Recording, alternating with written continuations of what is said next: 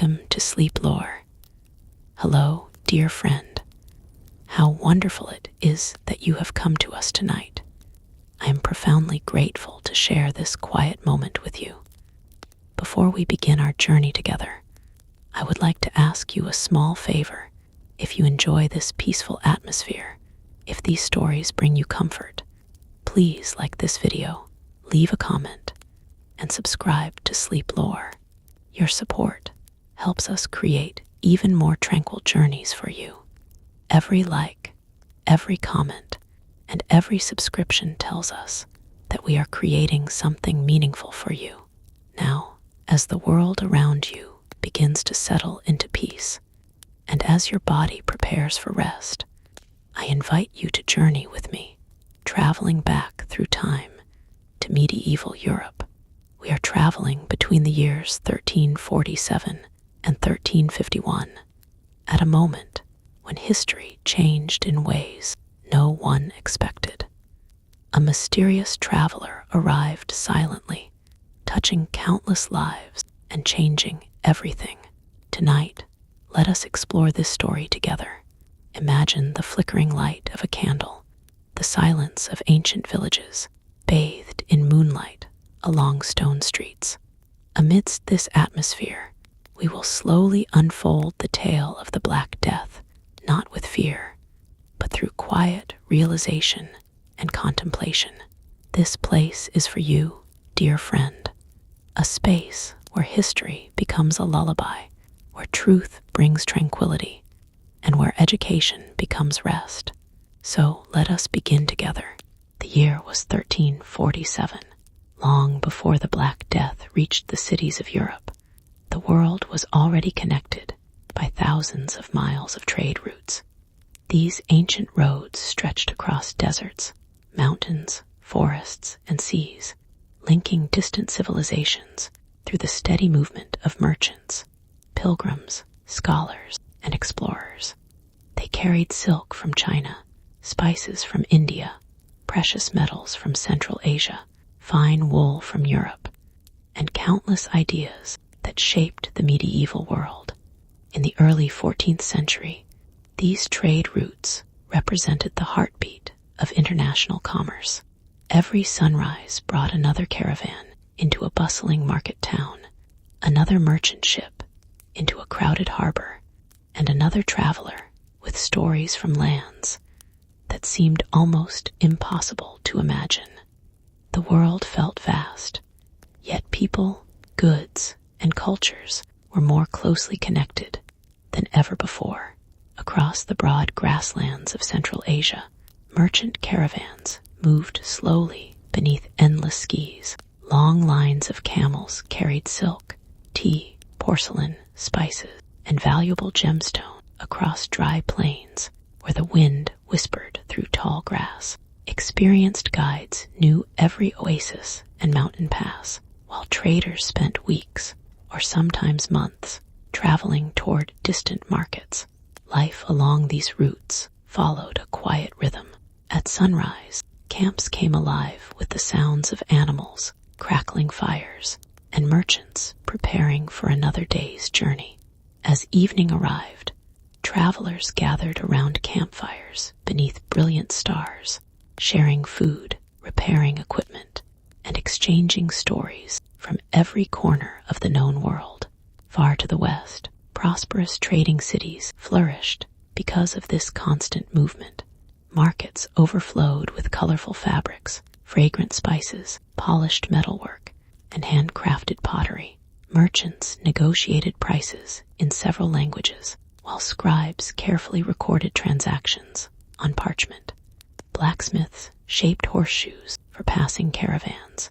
Bakers filled the streets with the warm scent of fresh bread, and children watched travelers arrive with endless curiosity. The world appeared peaceful, yet beneath this ordinary routine, nature often followed rules that people could not see. Among warehouses filled with grain and food supplies lived countless small rodents. They had always existed alongside human settlements, quietly searching for shelter and food. most people paid little attention to them. They were simply another familiar part of medieval life, no more remarkable than sparrows nesting beneath rooftops or cats wandering through narrow streets. Hidden within some of these rodent populations, however, was a microscopic bacterium that no physician of the 14th century could possibly observe. Today, modern science knows it as Yersinia pestis, but the people of that time had no knowledge of bacteria or germs. They could not imagine that something invisible might one day alter the course of history. The bacterium spread naturally among wild rodent communities across parts of Central Asia. Fleas feeding on infected animals sometimes carried the bacteria to new hosts, allowing the disease to move quietly through wildlife long before humans became involved. For generations, these natural cycles remained largely unnoticed. Then circumstances slowly began to change. Growing trade connected distant regions more closely than ever before. Merchant caravans traveled greater distances. Ships crossed the Black Sea and the Mediterranean with increasing frequency. Warehouses became larger, ports busier, and commercial networks more extensive. No single merchant could have guessed that these remarkable achievements in trade would also create unexpected pathways for disease. History often reminds us that progress carries both opportunity and risk. As one caravan departed from a thriving market town, another arrived. Horses were exchanged. Grain was stored. Cargo was transferred from wagons to ships, and travelers rested together in busy inns before continuing their journeys. Every stop connected one place to another like threads, woven into an enormous tapestry stretching across continents. Everything felt ordinary. Everything seemed familiar. No one noticed that history was quietly approaching. In the bustling ports of the Crimean Peninsula, merchants prepared ships bound for Europe.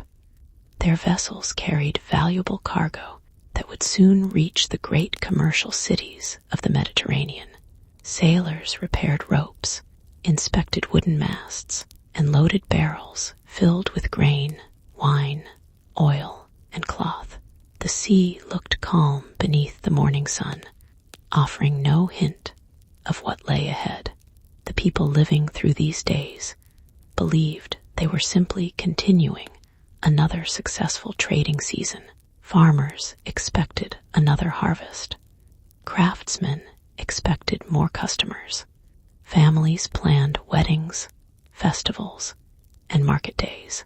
Children laughed through village streets without the slightest awareness that their world was about to change.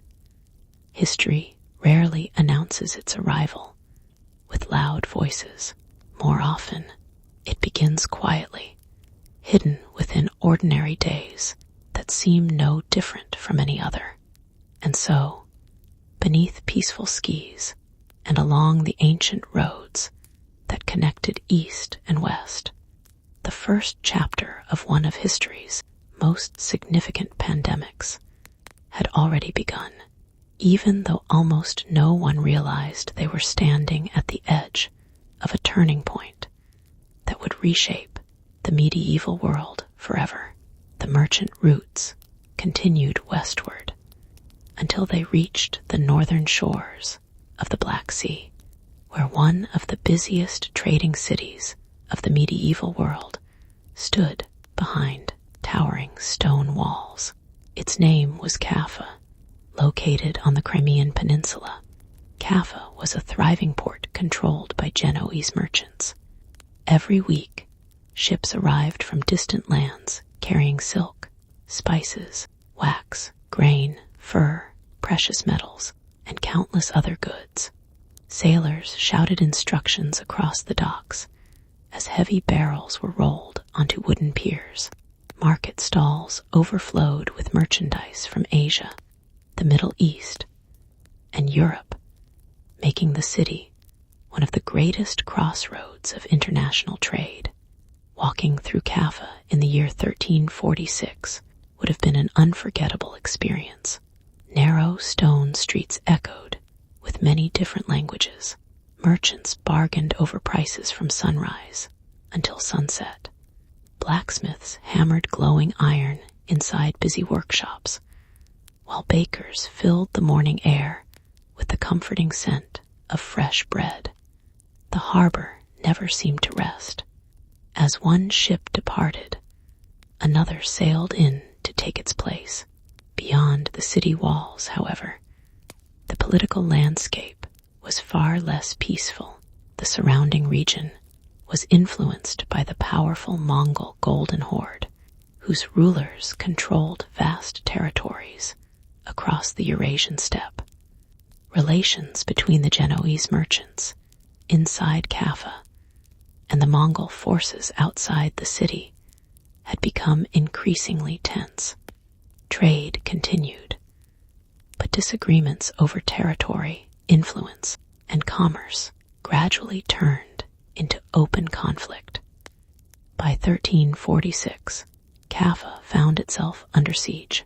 The massive stone walls protected the city from direct attack, allowing many residents to continue their daily routines despite the uncertainty beyond the gates.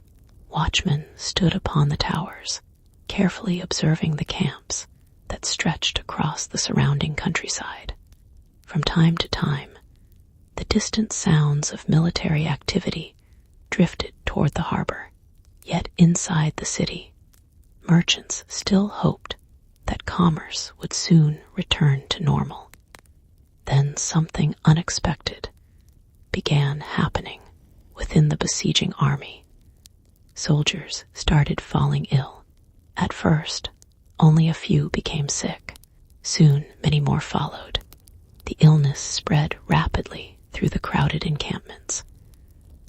Those living inside Kaffa could see that something unusual was taking place beyond the walls, although they had no way of understanding what disease was responsible.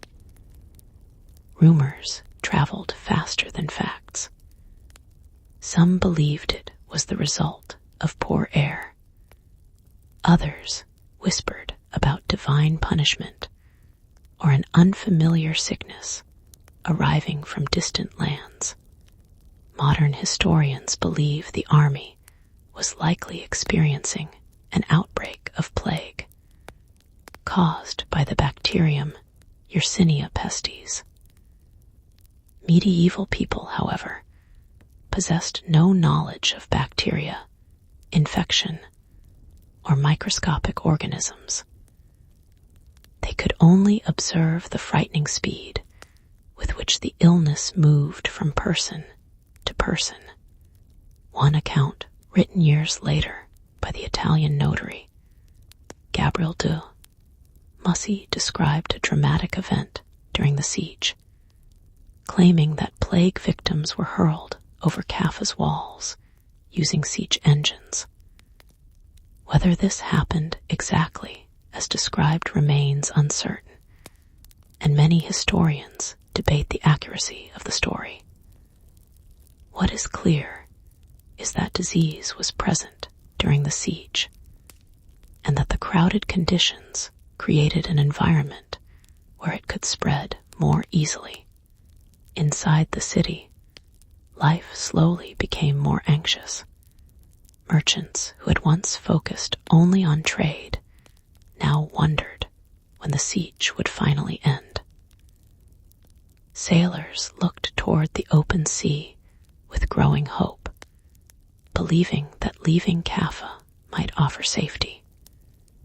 Families gathered inside their homes each evening, listening for news from the city gates, while continuing to pray that normal life would soon return. The harbor remained full of ships. Their wooden hulls creaked gently against the docks as waves rolled in from the Black Sea. Sailors repaired torn sails, loaded cargo, and prepared for voyages across the Mediterranean. Everything seemed ready for another ordinary trading season, yet history was quietly taking a different course. Some vessels would soon leave Kaffa carrying far more than silk, grain, spices, and precious goods. Hidden among the cargo, in places no sailor could see, an invisible passenger would begin a journey that would change Europe forever.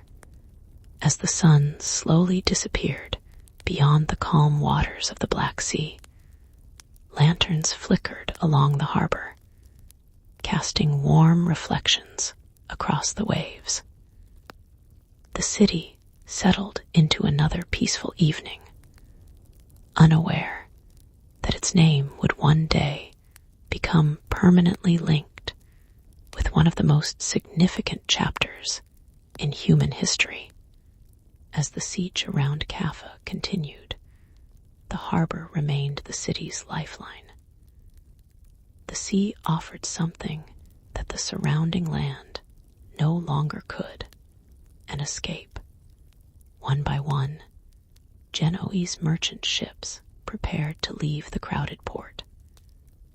Their captains hoped to outrun uncertainty and return to the familiar trading cities of the Mediterranean.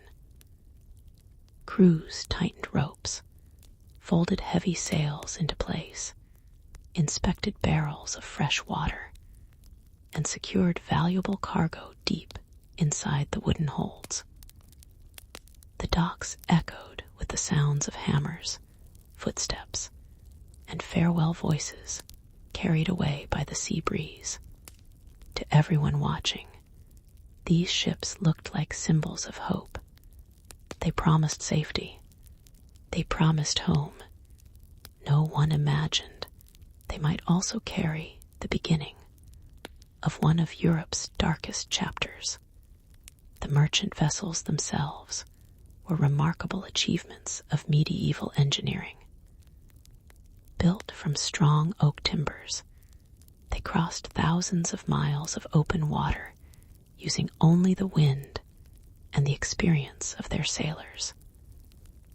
Every voyage depended upon favorable weather, careful navigation, and teamwork. Life aboard ship was demanding, but familiar to those who spent years sailing between distant ports. Below the deck, space was limited. Barrels of grain stood beside crates of cloth, bundles of spices, wine casks, ropes, tools, and personal belongings. Rats often found shelter among the cargo, searching for food and warmth during long voyages. To medieval sailors, this was nothing unusual. Rats were common aboard ships throughout the world, and few people considered them a serious threat. Hidden among these rodents were tiny fleas, invisible to the eye during the busy routines of loading and sailing. They traveled unnoticed as the ships departed from Kaffa.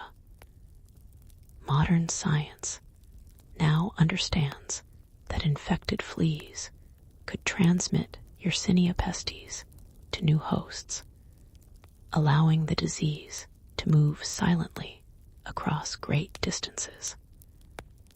But in the 14th century, no one possessed such knowledge. The ships caught favorable winds and sailed into the Black Sea. Behind them, Kaffa slowly disappeared beyond the horizon until only the endless blue water remained. Days at sea followed a peaceful rhythm. At sunrise, sailors climbed the rigging to adjust the sails. Others scrubbed the wooden decks with seawater while the ship gently rocked beneath their feet. Meals were simple: bread, dried fish, salted meat, cheese, and fresh water carefully rationed for the journey. During calm evenings, some crew members repaired nets or stitched torn clothing, while others quietly watched the sunset melt into the sea. Above them, seabirds circled through the open sky. At night, the stars became their guide. Long before modern instruments, experienced captains learned to read the heavens. The position of familiar constellations helped them maintain their course toward Europe. Beneath those same stars, generations of merchants had crossed these waters carrying goods that connected civilizations from east to west. The voyage appeared peaceful. The sea shimmered beneath golden sunlight during the day and reflected countless stars after nightfall. Nothing in the wind suggested that history was quietly traveling alongside them. As the ships entered the Mediterranean Sea, they joined one of the busiest maritime networks in the medieval world. Merchant vessels from Venice, Genoa, Pisa, and countless smaller ports crossed these waters every season. Their cargo supplied markets across southern Europe, bringing prosperity to cities that depended upon overseas trade. Each harbor awaited their arrival. Each marketplace expected fresh goods. Each family looked forward to another ordinary trading season. The captains carefully plotted their routes towards Sicily and the Italian peninsula, unaware that some members of their crews had already begun to fall ill during the journey. At first, the symptoms seemed no different from many illnesses sailors encountered after weeks at sea. Fatigue, fever, and weakness were not uncommon aboard crowded medieval ships. No one could see the true cause. No physician could identify the invisible bacterium. No sailor could know that the voyage they believed would end in profitable trade would instead become one of the most consequential journeys in European history. Ahead lay the island of Sicily. Its harbors had welcomed merchants for centuries, standing at the crossroads between Europe, North Africa, and the eastern Mediterranean. Soon, the approaching ships would enter one of those familiar ports. The people waiting there would see nothing unusual at first, only another fleet returning from the Black Sea, only another ordinary day. History, however, was quietly preparing to turn another page. In the autumn of 1347, the merchant ships finally reached the island of Sicily. Their destination was the busy port of Messina, one of the most important gateways to southern Europe. For generations, ships had arrived there carrying grain, spices, silk, wine, olive oil, and travelers from distant lands.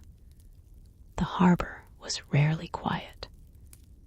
Fishermen unloaded their daily catch, while merchants negotiated prices beneath rows of wooden market stalls.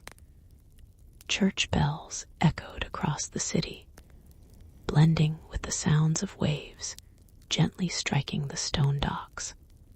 To the people of Messina, the approaching ships looked perfectly ordinary. From a distance, their sails caught the warm Mediterranean sunlight as they slowly entered the harbor. Dockworkers prepared thick ropes to secure the vessels. Merchants gathered near the waterfront, eager to inspect new cargo. Children watched from the shore, excited to see another fleet arrive from across the sea. No one had any reason to fear them. Trade had always been the lifeblood of the city. Every arriving ship brought opportunity. Every departing vessel carried prosperity. As the first sailors stepped onto the docks, however, something immediately seemed wrong. Some crew members struggled to stand. Others appeared weak, exhausted, and feverish after the long voyage. A few could barely walk without assistance. Their faces revealed deep fatigue, unlike the ordinary hardships of life at sea. Word spread quickly through the harbor. People whispered that many sailors had become seriously ill before reaching Sicily. Merchants who had eagerly approached the ships now hesitated. Dockworkers exchanged uncertain glances. The city's physicians were called to examine the newcomers, hoping to understand what had happened during the voyage. Despite their experience, medieval doctors faced an impossible task. They carefully observed symptoms, asked questions, and relied upon the medical knowledge available in the 14th century. Many believed illnesses were caused by imbalances within the body, unhealthy air, or environmental conditions. Others looked toward astrology or religious explanations for guidance. None of them could see the microscopic bacterium responsible. Within days, similar symptoms began appearing among some residents of Messina. At first, only a handful of people became ill. Then the number slowly increased. Families who had welcomed returning merchants found themselves caring for loved ones whose condition changed with alarming speed. Streets that had recently echoed with the sounds of busy commerce became quieter. As concern spread through the city, the marketplace remained open, but conversations grew shorter. Instead of discussing prices or distant trade, people quietly exchanged rumors. Some believed the illness had arrived aboard foreign ships. Others thought unusual weather or foul-smelling air might be responsible. Without scientific knowledge, fear often filled the space where answers should have been. City leaders realized they faced something unfamiliar. Although they did not fully understand the nature of the disease, they recognized that allowing the sick ships to remain in the harbor could place more people at risk. Historical accounts suggest that the authorities attempted to send some vessels away, hoping to protect the city from further illness. But by then, it was already too late. The invisible passenger had quietly stepped ashore. Messina's position as a major trading port connected it with countless destinations across the Mediterranean. Merchant ships constantly arrived and departed for cities throughout Italy, southern France, the Iberian Peninsula, and beyond. What made the city prosperous also made it deeply connected to the wider world. Those connections would soon carry the plague far beyond Sicily. As autumn gradually turned toward winter, the harbor remained active, but its atmosphere had changed. The laughter of traders became less frequent, visitors looked more carefully at unfamiliar faces. Families spent longer evenings together inside their homes, hoping the strange illness would disappear as suddenly as it had arrived. Above the city, the Mediterranean sky remained as beautiful as ever. Fishing boats still drifted across calm waters. The waves continued their endless rhythm against the stone harbor walls. Nature offered no sign that history had entered a new chapter. Yet from this peaceful port, the Black Death had found its first major gateway into Europe. The merchant ships that once carried prosperity had unknowingly delivered one of history's most significant pandemics to a continent that had no idea what awaited it in the months ahead. From Messina, the plague did not remain in one place for long. The same trade routes that had brought wealth to Europe now carried an unseen danger from one port to another. Merchant ships continued sailing because trade was the foundation of medieval life. Cities depended on grain, cloth, salt, timber, wine, spices, and countless other goods arriving by sea. Stopping all commerce was almost unthinkable, and no one yet understood that every new voyage might also carry the disease farther across the continent. Within weeks, ships left Sicily for other Mediterranean ports. Some sailed north toward Genoa. Others continued to Venice, Pisa, or the southern coast of France. Each captain believed he was simply following a familiar route that had been traveled for generations. The sea looked peaceful, the winds were favorable, and the destinations were well known. Nothing about the journey appeared unusual, yet with every harbor the ships entered, the invisible chain quietly grew longer. Life in the great port cities continued as it always had. Before sunrise, fishermen pushed their boats into calm waters, while bakers lit their ovens for the morning's bread. Merchants opened heavy wooden shutters covering their shops, arranging bolts of cloth, baskets of fruit, and imported spices for customers. Blacksmiths struck glowing iron with steady rhythm, and children hurried through narrow streets carrying water from public wells. The rhythm of everyday life remained beautifully ordinary. No one realized that the illness arriving from Sicily would soon interrupt that familiar routine. In many cities, the first cases attracted little attention. A traveler became unexpectedly ill after arriving at an inn. A sailor failed to recover from what seemed like an ordinary fever.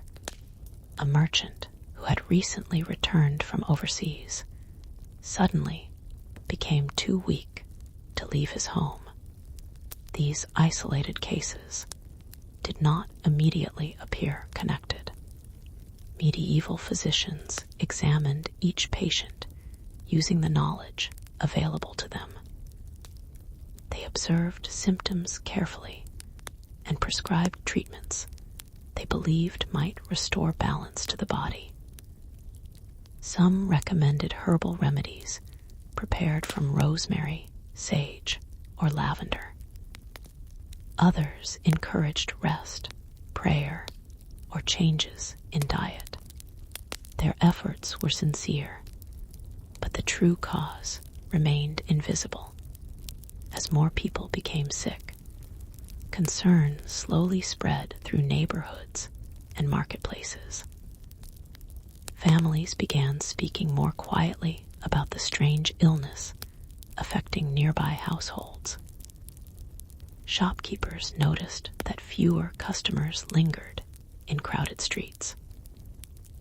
Travelers arriving from distant ports carried similar stories, suggesting that the sickness was no longer confined to a single city. The pattern was beginning to emerge, not because people understood it, but because history was unfolding before their eyes. Trade made medieval Europe remarkably connected.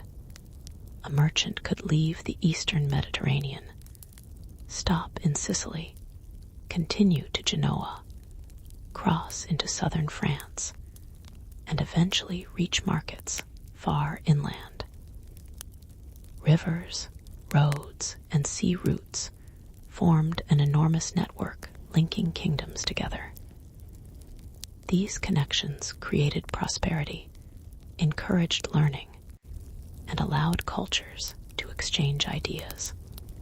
Now those same connections allowed the plague to move with extraordinary speed. Months earlier, the disease had seemed like a distant problem beyond the shores of Europe. Now it was quietly following the very roads and waterways that merchants trusted most. Winter winds swept across the Mediterranean, filling the sails of ships that continued their endless journeys. Some captains watched dolphins swimming beside their vessels. Others navigated beneath skies filled with bright stars, believing they were sailing toward profitable markets and welcoming ports. They could not know that each voyage carried history one step further. By the end of 1347, the Black Death had established a foothold in southern Europe. The first great wave had begun. No kingdom understood how far it would spread. No city knew how deeply it would be affected. The people living through these months still believed that tomorrow would be much like yesterday. But the quiet rhythm of medieval Europe was about to change in ways no one could yet imagine. The roads remained busy. The ships continued to sail. The markets still opened at dawn. And somewhere beyond the horizon, the next chapter of history was already waiting. As the final months of 1347 gave way to a new year, the Black Death continued its silent journey across Europe. The disease no longer belonged only to the ports of the Mediterranean. It had begun following the same roads that merchants, pilgrims, soldiers, and travelers had used for centuries. Every wagon that rolled across a dusty road, every horse that entered a market town, and every ship that anchored in a busy harbor became part of a network connecting distant communities. No one intended to spread the illness. Most people had no idea it could pass from one place to another through these invisible pathways. To them, they were simply continuing their ordinary lives. In the spring of 1348, the bustling city of Genoa remained one of the greatest trading centers in Europe. Its harbor was crowded with merchant vessels arriving from every corner of the Mediterranean. The scent of salt water mixed with fresh bread, timber, spices, and olive oil drifting through the narrow streets. Traders called out to customers in several languages, while carts rattled across stone roads toward busy warehouses. At first glance, the city seemed full of life, but quietly, almost unnoticed, the number of sick people began to grow. A merchant who had recently unloaded cargo failed to return to his shop. A dock worker became too weak to continue lifting heavy barrels. A family living near the harbor stayed inside their home for days, their neighbors wondering why the windows remained closed. Similar scenes appeared in other cities connected by trade. In Venice, one of the wealthiest maritime republics of the medieval world, merchant ships still filled the canals. Markets remained open, churches welcomed worshippers, and craftsmen continued their daily work. Yet, whispers of a mysterious illness arriving from the south became impossible to ignore. Farther west, ships carried both goods and the plague toward Marseille, one of France's busiest ports. From there, roads leading inland connected villages, monasteries, castles, and market towns across the countryside. Every traveler unknowingly carried stories of the same strange sickness appearing in different places. Europe's greatest strength had always been its connections. Now those connections were carrying something no one understood. In small villages far from the sea, life still followed the familiar rhythm of the seasons. Farmers rose before sunrise to tend their fields. Shepherds guided flocks across rolling hills. Children fetched water from stone wells. Women baked bread inside warm cottages, while smoke drifted gently from thatched roofs. For many rural communities, news traveled slowly. Rumors reached them long before the disease itself. Some travelers spoke of unusual illnesses in distant ports. Others described cities where markets had become quieter than before. Many villagers listened with curiosity, but found it difficult to believe that such events could ever reach their peaceful homes. Distance often creates a comforting illusion of safety. History has shown, however, that connected worlds rarely remain isolated for long. As spring turned toward summer, the plague continued moving along rivers, roads, and coastlines. Some towns experienced only a handful of cases. Others saw the illness spread much more quickly. The reasons were not always clear. Modern historians know that population density, trade activity, sanitation, and local environmental conditions all influenced how rapidly the disease spread. The people of the 14th century, however, could only watch events unfold without understanding the invisible forces behind them. Despite growing concern, life did not stop overnight. Church bells still marked the passing hours. Markets still welcomed customers. Ships still raised their sails with the morning tide. People continued marrying, planting crops, raising children, and preparing for harvest. History rarely changes in a single dramatic moment. Instead, ordinary life continues even as extraordinary events quietly unfold around it. By the middle of 1348, it had become increasingly clear that Europe was facing something unlike anything remembered in living memory. The illness was no longer confined to one city or one kingdom.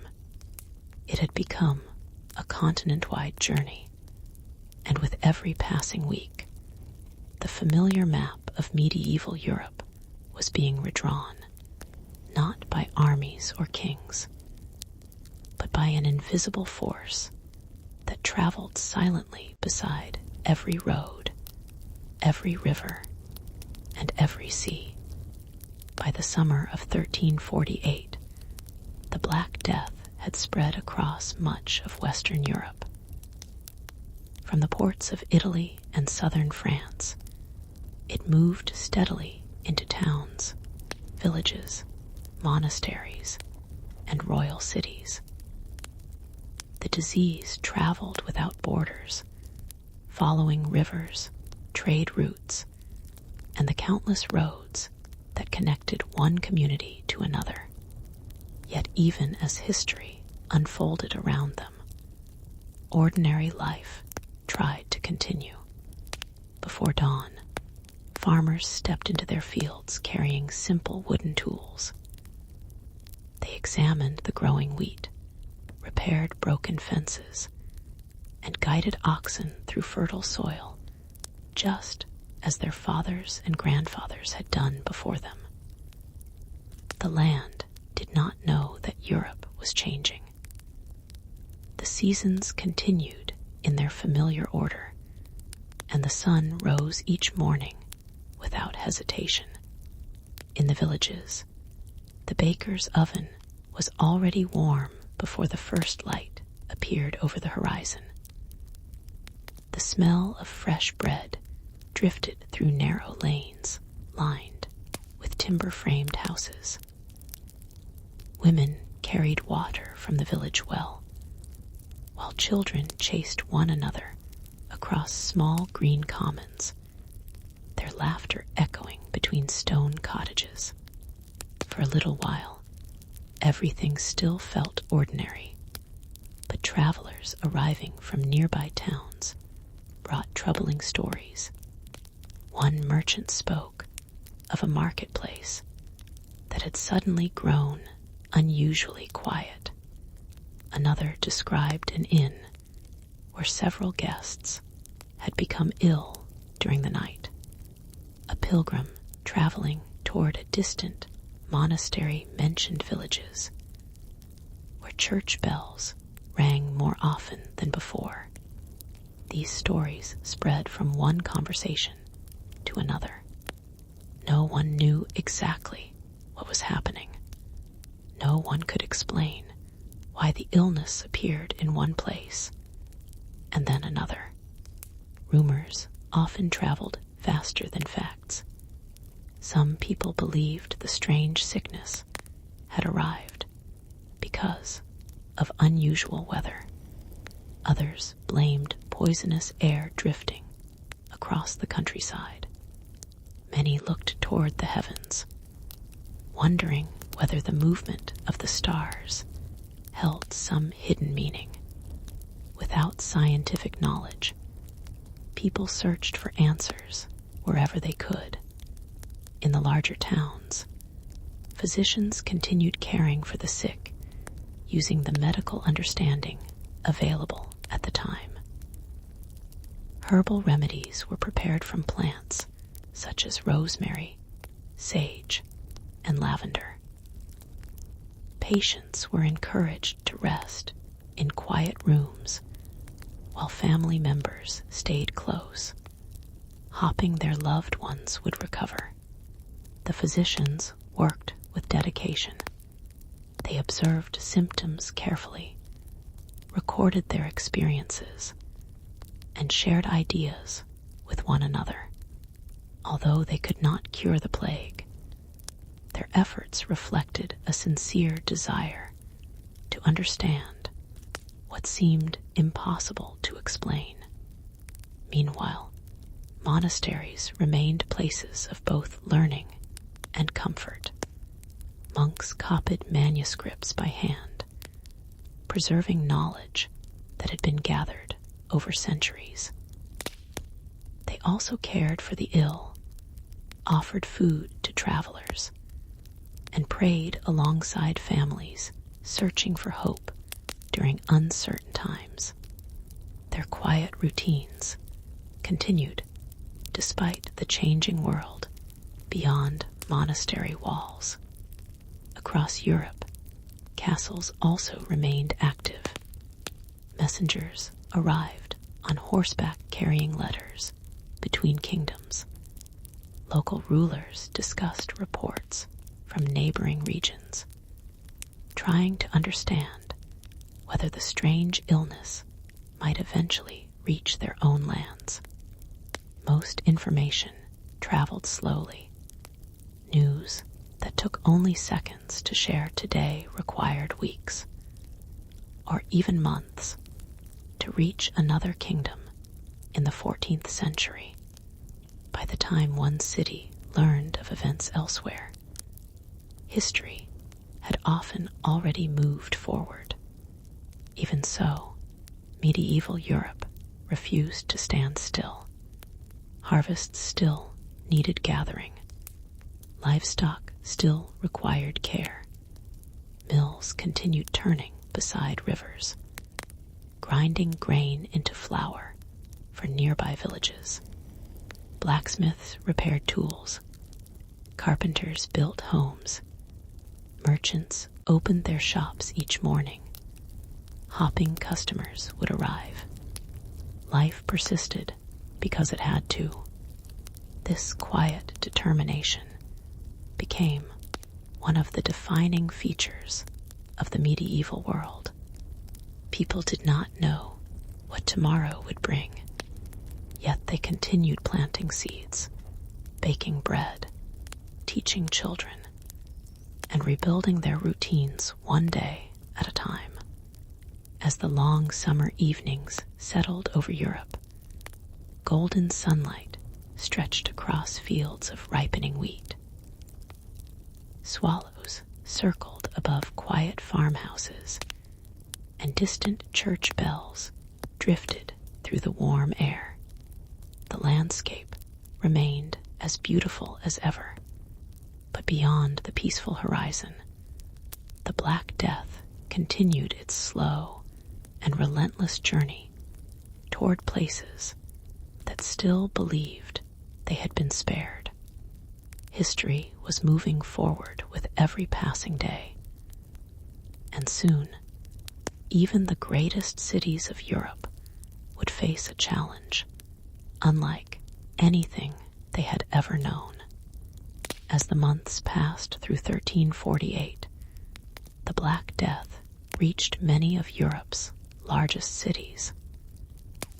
Places that had once been filled with constant movement, lively conversation, and crowded marketplaces gradually began to change.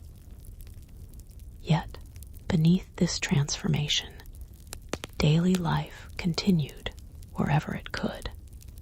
In the city of Paris, the streets still welcomed merchants from across France. Bakers opened their shops before sunrise, and the aroma of warm bread drifted through narrow stone lanes. Students walked toward the University of Paris, carrying handwritten manuscripts beneath their arms, while craftsmen unlocked the doors of their workshops to begin another day's labor. For a brief moment, the city still appeared unchanged, but quietly, the number of empty market stalls began to increase. Some workshops remained closed for days. Travelers arriving from distant regions carried similar stories of unfamiliar illness, quieter streets, and growing uncertainty. Far to the north, London remained one of England's busiest cities. Along the banks of the River Thames, merchant ships unloaded wool, timber, wine, and grain. Fishermen repaired their nets, while carts filled with supplies rolled through the city gates before dawn. bells from churches echoed across rooftops exactly as they had for generations. Life held tightly to its familiar rhythm, yet whispers of the plague had already reached the city long before many people witnessed its effects themselves. Across Europe, physicians continued searching for answers. Inside small infirmaries and monastery hospitals, they examined patients with patience and sincerity. Shelves held carefully prepared herbal mixtures made from rosemary, mint, sage, and other medicinal plants. Candles flickered beside handwritten medical texts copied over many generations. Every physician hoped experience would reveal a cure. Every patient hoped tomorrow would bring improvement. Unfortunately, medicine in the 14th century had not yet discovered the invisible world of bacteria. The true cause remained hidden beyond the limits of human knowledge.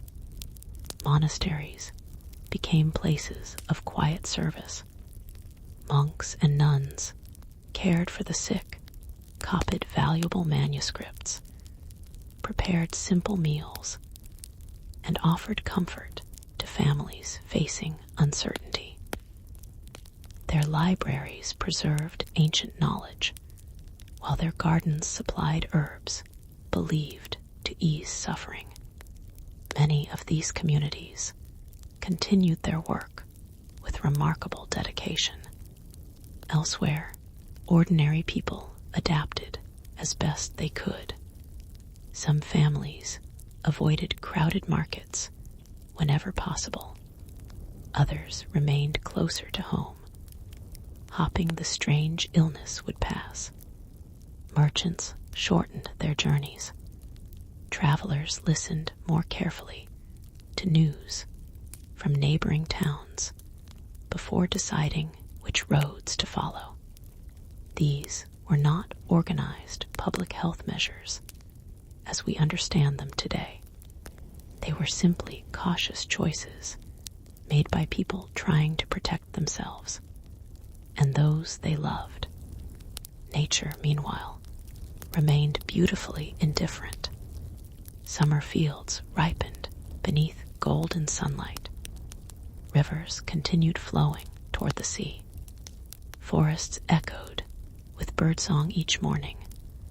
The same stars appeared above Europe every night, shining peacefully over cities, villages, monasteries, castles, and quiet farms alike. History often unfolds beneath skies that seem completely unaware of human events.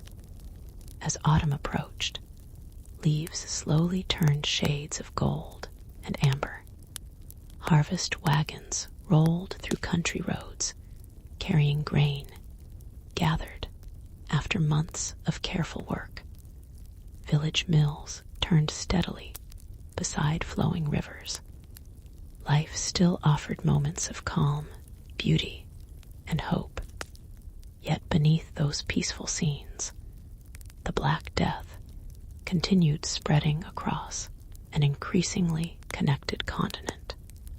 By the end of 1348, it had become clear that this was no longer a series of isolated outbreaks. It had become one of the largest pandemics the medieval world had ever experienced. No kingdom could stop it simply by closing a gate. No city wall was high enough to keep it away forever. The roads that had united Europe through trade, learning, and culture had also united it in a shared historical experience that would shape generations to come. And still, as another evening settled over the rooftops of Europe, candles were lit inside homes. Families gathered around simple meals, and parents quietly wished that the coming morning would bring gentler news than the day before. As the Black Death continued its relentless journey through Europe, fear began traveling almost as quickly as the disease itself. Every new traveler carried another story. A merchant arriving from Italy spoke of unusually quiet streets. A pilgrim returning from France described villages where familiar faces had disappeared from the marketplace. A sailor docking in England shared news that the same mysterious illness had reached ports far beyond the Mediterranean. Although these stories often differed in detail, they all pointed toward the same unsettling reality. The plague was no longer a distant event. It had become part of everyday conversation across much of Europe. Without newspapers, telegraphs, or printed books available to most people, information spread through travelers, letters, church officials, and merchants. News moved slowly compared with today's world, yet it reached nearly every kingdom through the same roads that carried trade. Each town reacted in its own way. Some city leaders tried to limit large public gatherings. Others paid closer attention to arriving ships and travelers. Certain ports became increasingly cautious about allowing unfamiliar vessels to dock immediately. While these efforts were not yet organized quarantine systems everywhere, they represented some of the earliest attempts to reduce the spread of disease through observation and delayed entry. In the busy trading Republic of Venice, experience gained from repeated outbreaks would later contribute to the development of more formal quarantine practices. The idea was simple, even if the science behind it was not yet understood. If travelers waited before entering crowded cities, perhaps fewer people would become ill. This quiet observation would eventually become one of history's most important public health ideas. Across the countryside, life continued at a slower pace. Morning mist drifted above green fields.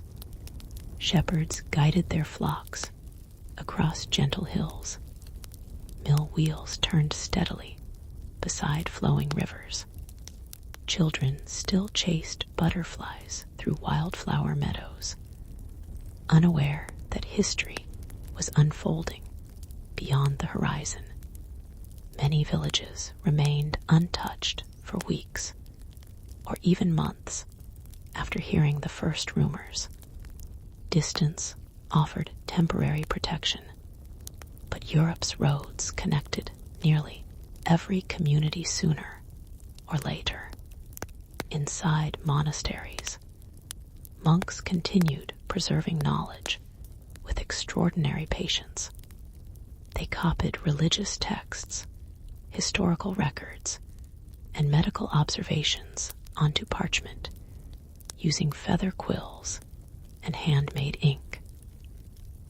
Some carefully documented the unusual events unfolding around them, recording dates, weather, local conditions, and the gradual spread of the plague. Without realizing it, these quiet scholars were creating invaluable historical sources that future generations would study centuries later. Meanwhile, physicians became increasingly aware that the illness behaved differently from anything they had previously encountered. Some noticed that that crowded places often experienced more cases than isolated communities. Others observed that people living closely together appeared more vulnerable. They lacked microscopes and modern medical knowledge, but they watched carefully, compared experiences, and searched for patterns wherever they could find them. History often advances through careful observation, long before complete understanding arrives. By the close of 1348, the plague had reached large parts of Italy, France, England, and several neighboring regions. The map of Europe was slowly changing, not through the expansion of kingdoms, not through famous battles, but through an invisible force, moving silently from one community to the next. As evening settled over the continent, church bells echoed softly across valleys and cities alike. Merchants secured the doors of their shops. Farmers returned home after another day in the fields. Candles glowed behind cottage windows, while the first stars appeared above ancient forests and quiet rivers. To those living through these days, tomorrow remained impossible to predict. Yet the world continued turning. The rivers continued flowing. The seasons continued changing. And somewhere beyond the next hill, another traveler quietly followed the same old road that countless others had walked before, carrying with him not only goods and stories, but another small thread in the unfolding history of the Black Death. By the beginning of 1349, the Black Death had reached nearly every major region of Western Europe. From the warm shores of the Mediterranean to the green countryside of England, the plague had traveled along the same roads, rivers, and sea routes that had connected civilizations for centuries. Yet history did not stop. Even during one of the greatest pandemics the medieval world had ever known, the rhythm of everyday life continued wherever it could. The first light of morning still touched the rooftops of villages before anyone awoke. Roosters greeted the dawn. Church bells quietly announced the beginning of another day. Farmers stepped into fields covered with dew, carrying wooden plows and simple tools worn smooth by years of use. The earth still waited to be cultivated. The seasons still followed their ancient rhythm. Nature remained remarkably calm. Across Europe, many towns looked quieter than they had only a year earlier. Some houses stood with their shutters closed. Certain market stalls remained empty. Fewer travelers crowded the roads connecting one town to another. The familiar sounds of busy marketplaces became softer, replaced by long moments of silence that would once have seemed unusual. Still, life quietly adapted. In small villages, neighbors began helping one another more than ever before.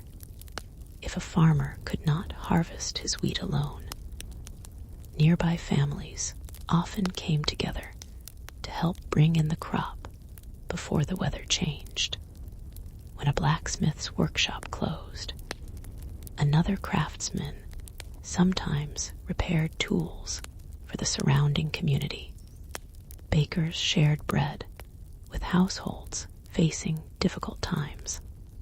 These acts were rarely recorded in official chronicles, yet They became part of the quiet strength that allowed communities to endure.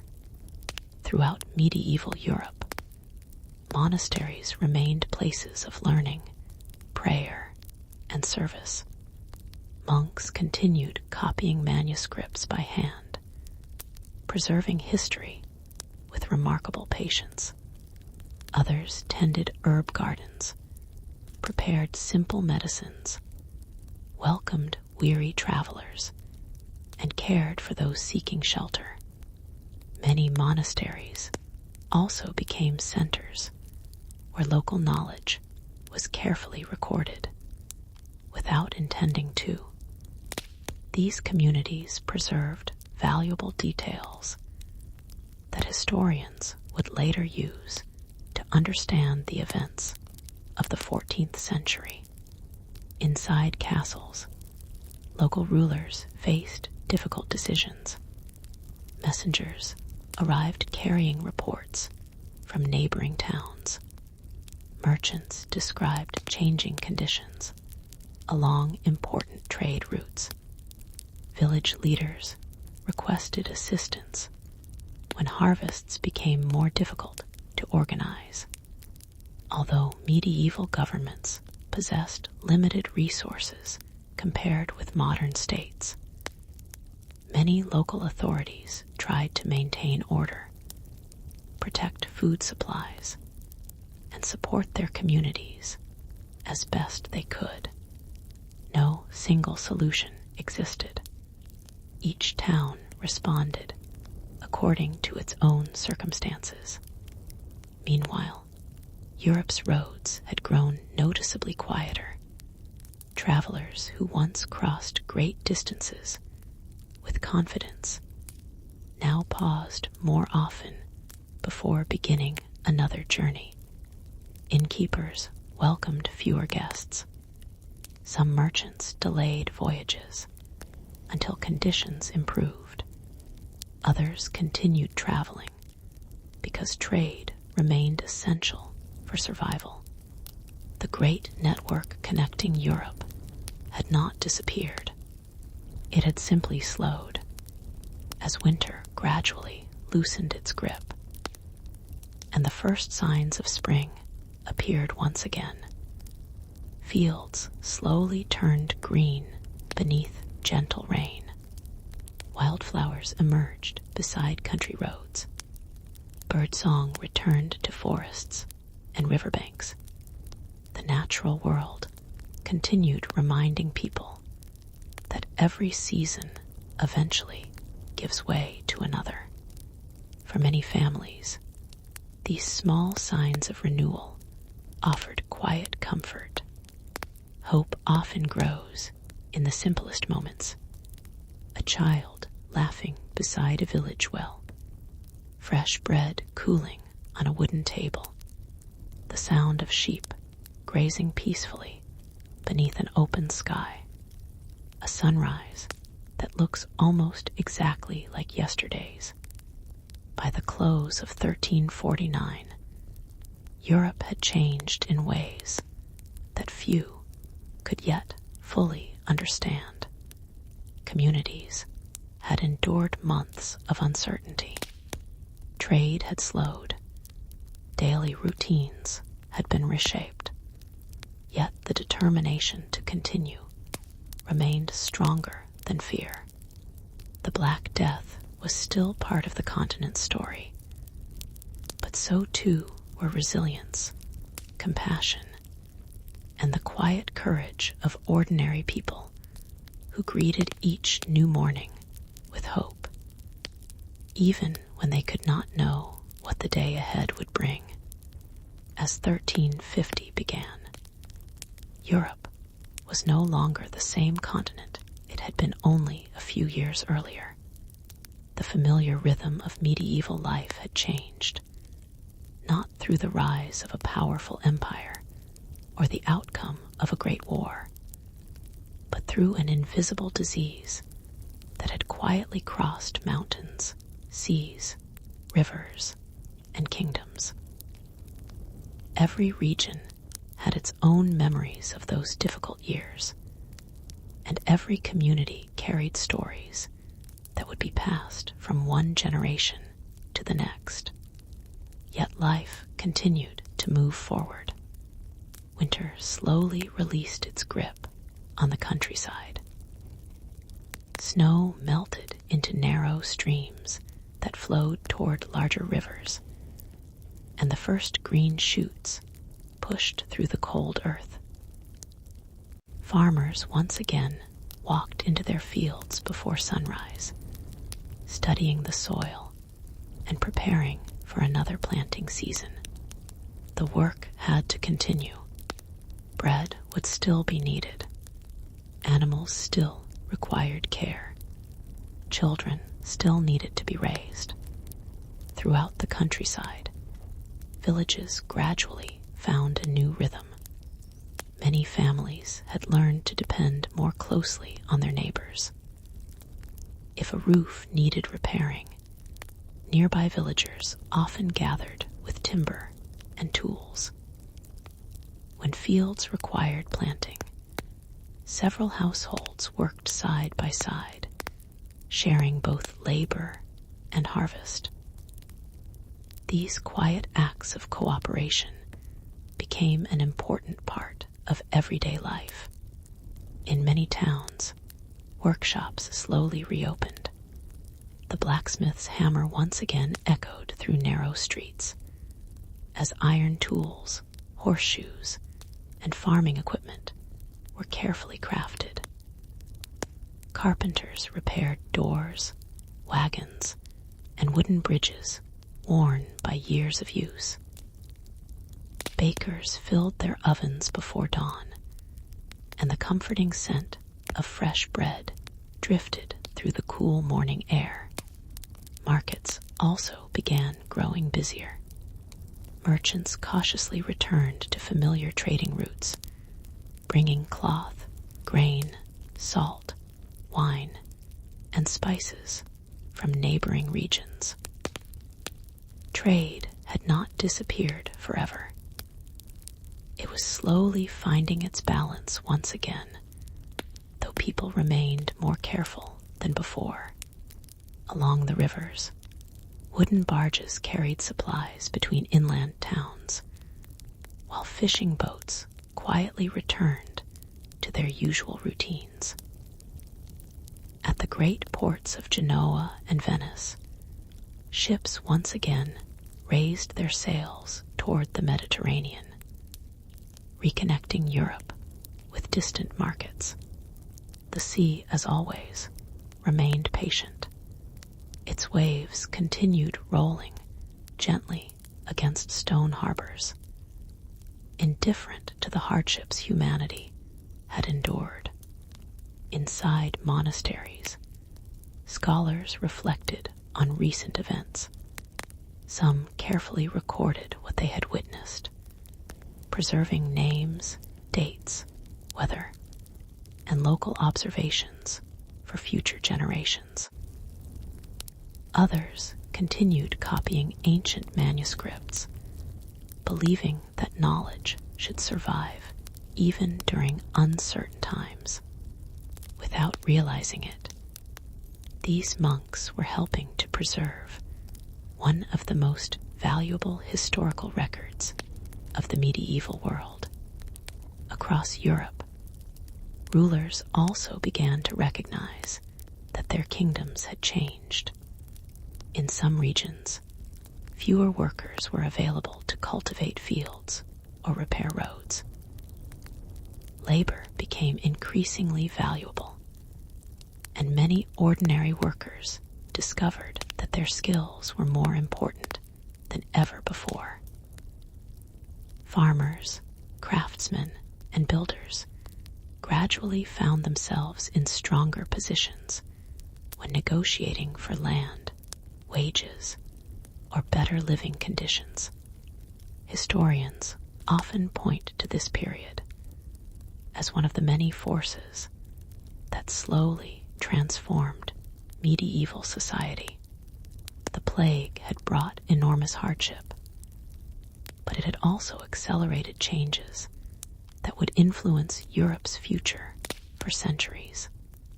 Still, for the people living through these events, such long-term changes were impossible to see. Their attention remained focused on much simpler hopes: a healthy harvest, a peaceful home, a safe journey, a quiet evening shared with family beside a warm fire. Sometimes history appears dramatic only when viewed from centuries later. For those who lived through it, history was simply everyday life. It was waking before sunrise. It was tending fields. It was baking bread. It was repairing roofs after winter storms. It was watching children laugh in village squares and believing that tomorrow might be a little kinder than yesterday. As spring sunlight spread across the rolling hills of Europe, birds nested in ancient oak trees, rivers sparkled beneath clear skies, and fresh green fields stretched toward the horizon. The continent was still healing, slowly, quietly, one ordinary day at a time. As the seasons continued through 1350, Europe gradually adjusted to a new reality. The great wave of the Black Death had begun to lose its intensity in many regions, although outbreaks still appeared from time to time. Communities remained cautious, but the quiet determination to rebuild daily life became stronger with each passing month. The first light of dawn spread gently across the countryside. Morning mist drifted over rivers and meadows, while birds greeted the day from the branches of ancient oak trees. Farmers stepped outside carrying wooden tools that had served their families for generations. Oxen slowly pulled plows through rich soil, preparing fields for another season of wheat, barley, and rye. The land continued to provide, as it always had, in villages across England, France, Italy, and the Holy Roman Empire. Familiar routines slowly returned. The village baker lit the oven before sunrise. The blacksmith reopened his forge, shaping iron into horseshoes, farming tools, and sturdy nails. The mill beside the river turned steadily as grain was ground into flour. Children once again chased one another through grassy commons while their parents worked nearby. These simple moments carried a quiet sense of hope. Markets gradually became livelier. Merchants who had delayed their journeys cautiously returned to the roads connecting towns and cities. Wagons loaded with wool, timber, salt, pottery, wine, and cloth rolled through village gates, while traders greeted familiar faces they had not seen for many months. Travel was still slower than before. People listened carefully to news from distant regions before beginning long journeys. Yet the desire to reconnect with neighboring communities steadily grew. Across Europe, the shortage of workers became increasingly noticeable. Fields needed planting. Bridges required repairs. Castles needed maintenance. Workshops looked for skilled craftsmen. Because there were fewer laborers available in many areas, the value of experienced workers slowly increased. Farmers who had once possessed little influence sometimes found themselves able to negotiate for better opportunities. These gradual changes would eventually contribute to important social and economic transformations throughout Europe. At the time, however, few people recognized the significance of what was happening. They simply noticed that their work mattered more than before. In monasteries, monks continued preserving knowledge with extraordinary patience. Every page of a manuscript was copied by hand using feather quills and carefully prepared ink. Historical chronicles, religious writings, medical observations, and classical texts were all reproduced one letter at a time. The work demanded remarkable concentration. Hours passed in near silence, interrupted only by the scratching of quills across parchment and the distant ringing of church bells. Many of these manuscripts still survive today, offering modern historians a priceless window into medieval life. Meanwhile, universities slowly resumed their regular activities. Students gathered inside stone lecture halls to study philosophy, theology, astronomy, mathematics, and medicine. Teachers encouraged careful observation and thoughtful discussion, laying foundations that would influence European learning for centuries. Although science had not yet discovered the true cause of the plague, curiosity about the natural world continued to grow. Questions often survive even when answers remain hidden. Nature itself seemed to encourage renewal. Wildflowers covered open meadows. Vineyards stretched across gentle hillsides. Fishing boats returned each morning with fresh catches from rivers and coastal waters. The forests echoed with birdsong, just as they had long before the plague arrived. The world quietly reminded humanity that life continues. By the end of 1350, many communities had begun looking beyond survival alone.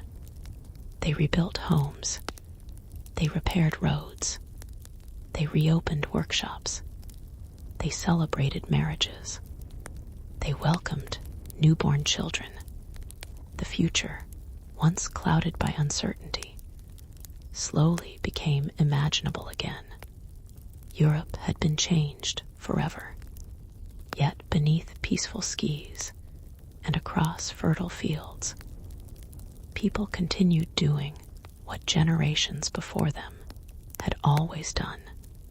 They worked, they learned, they hoped, and with every new sunrise, the medieval world took another quiet step toward recovery. By the year 1351, the first great wave of the Black Death had finally begun to fade across much of Europe. The silence that had settled over countless towns and villages slowly gave way to familiar sounds once again. Church bells marked the passing hours. Blacksmiths returned to their forges, and merchants cautiously reopened their shops. Although life had not returned exactly as it had been before, people gradually accepted that a new chapter had begun. The medieval world had survived. Along the country roads, travelers once again appeared with wagons loaded with cloth, grain, timber, and pottery. Horse hooves echoed across old stone bridges that had carried merchants for centuries. Inns welcomed visitors after long journeys, offering simple meals beside warm fireplaces, while stories from distant regions filled the evening air. Trade slowly found its rhythm again. The great ports of Venice, Genoa, and Marseille became busier with each passing season. Ships raised their sails beneath clear skies, carrying goods between Europe, the Middle East, and North Africa. Sailors repaired weathered ropes, inspected wooden masts, and trusted the familiar winds that had guided generations before them. People still remembered the difficult years, yet they also understood that life could not remain paused forever. Across the countryside, villages worked together to rebuild what time and hardship had interrupted. Stone walls were repaired, wooden bridges were strengthened, fields that had remained untouched were cultivated once more. New orchards were planted, and vineyards slowly spread across sunny hillsides. Children who had known only uncertain years now played freely beside rivers and village greens. Their laughter drifted through the air, reminding older generations that the future always belongs to those who continue living with hope. Inside monasteries, monks carefully organized the chronicles they had written throughout the years of the plague. Every page preserved memories that might otherwise have disappeared forever. Some described unusual weather.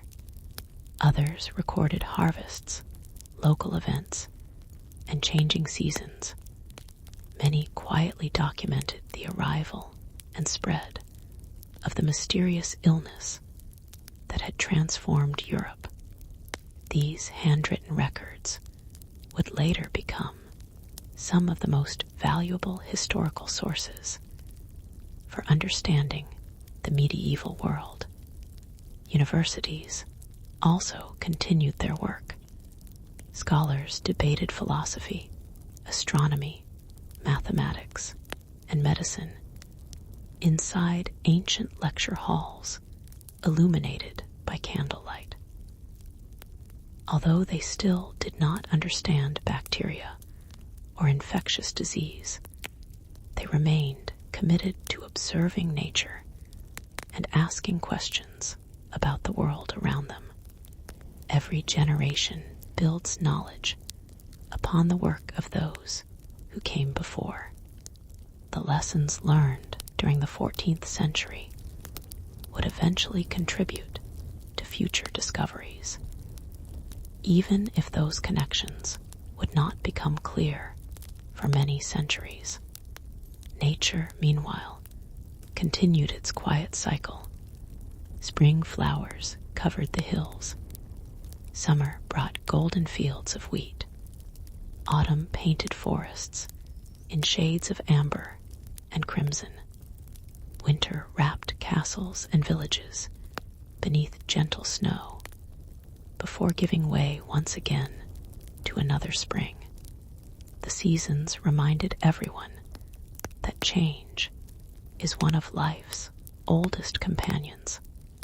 Looking back, modern historians understand that the Black Death altered Europe in profound ways. The value of labor increased. Trade networks slowly adapted. Medical observation became more important. Communities learned difficult lessons about travel, disease, and resilience. Many of these gradual changes helped shape the Europe that would emerge in the centuries ahead. But the people living in 1351 could not see the future. They simply focused on tomorrow, the next harvest, the next market day, the next family celebration, the next peaceful evening beside a glowing fire as another sunset settled over medieval Europe. Warm light reflected from castle walls. Rivers flowed quietly toward the sea, and smoke rose gently from hundreds of village chimneys. The darkest years had begun to pass. The continent still carried their memory, but it also carried something equally powerful: the quiet determination to begin again. By the middle of the 14th century, Europe had entered a period of quiet rebuilding. The years between 1347 and 1351 had become memories that people carried in different ways. Some remembered the crowded ports where unfamiliar ships first arrived. Others remembered peaceful villages where ordinary life slowly changed. Many simply remembered the faces of neighbors, friends, and relatives whose stories had become part of the past. Yet the world itself continued moving forward. Each morning, the sun rose over castle towers, monastery gardens, rivers, forests, and open fields, just as it always had. Nature showed no sign of the hardships humanity had endured. Birds nested beneath ancient rooftops. Wildflowers returned each spring, and the gentle wind continued sweeping across the rolling hills of Europe. Farmers once again filled the countryside with quiet activity. Before dawn, they walked into fields carrying wooden plows and simple hand tools. Oxen patiently pulled heavy loads across fertile soil, while families planted wheat, barley, oats, and rye that would provide food for the coming seasons. The harvest remained one of life's greatest priorities. Without successful crops, no village could truly recover. Across the rivers, old watermills turned steadily from sunrise until evening. The slow movement of flowing water powered great wooden wheels that ground grain into flour, supplying nearby communities with bread. These mills had served generations before the plague, and now they quietly served a new generation determined to rebuild. Trade also continued to recover. Merchant wagons once again crossed stone bridges, connecting towns and cities.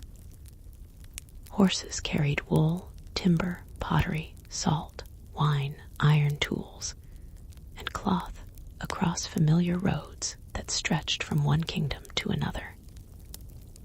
At the great ports of Venice, Genoa, and Barcelona, ships sailed beneath bright Mediterranean skies, reconnecting Europe with distant markets. The roads no longer felt as uncertain as they once had. People still traveled carefully, but travel had become part of life again. Inside medieval towns, workshops echoed with familiar sounds. Blacksmiths shaped glowing iron into horseshoes and farming tools.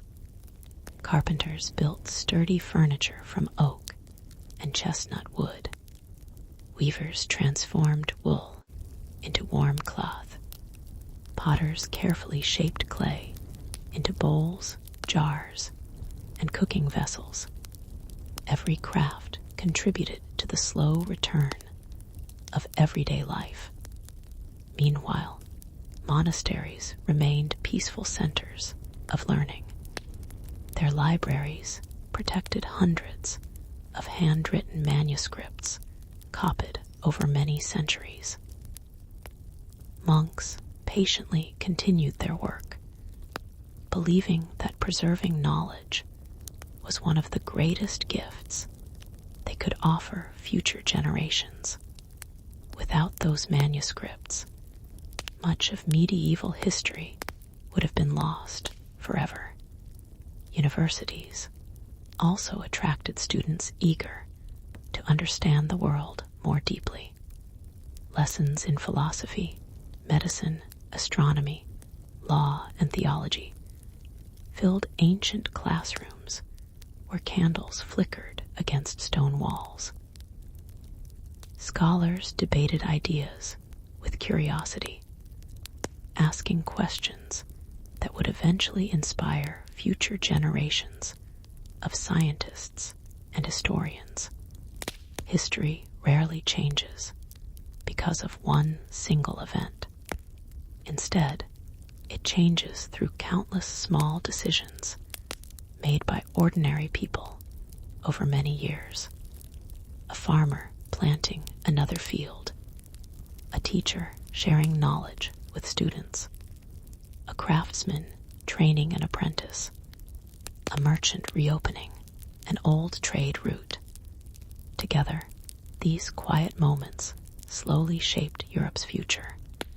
As evening approached, the countryside settled into peaceful silence. Shepherds guided their flocks back toward village gates. Smoke curled gently from cottage chimneys.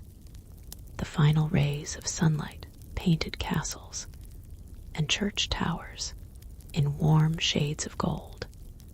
Then, one by one, candles began glowing behind small wooden windows. Families gathered for simple meals.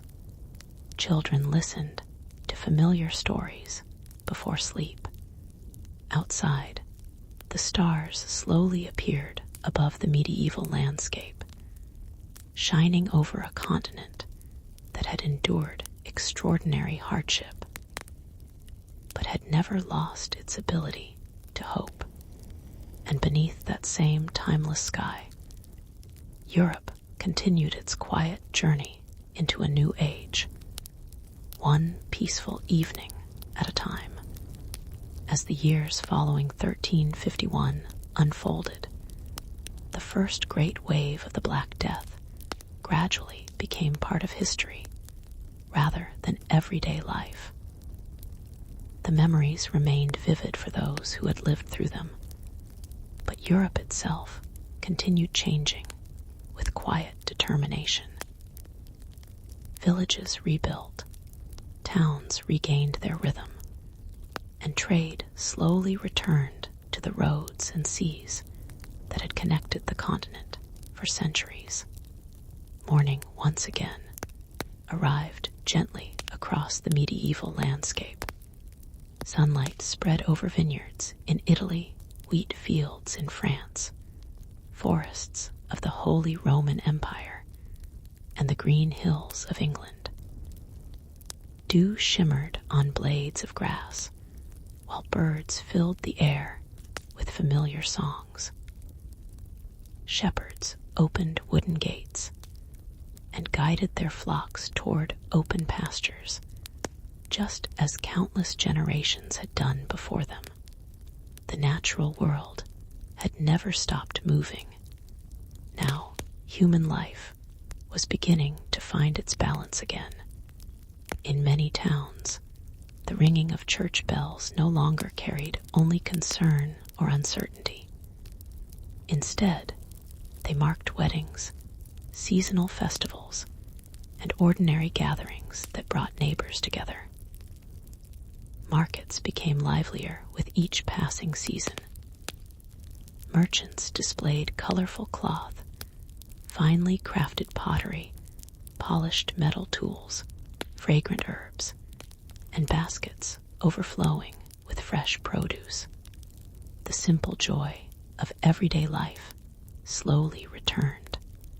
Children ran through village squares, chasing wooden hoops and playing games beneath the watchful eyes of their parents.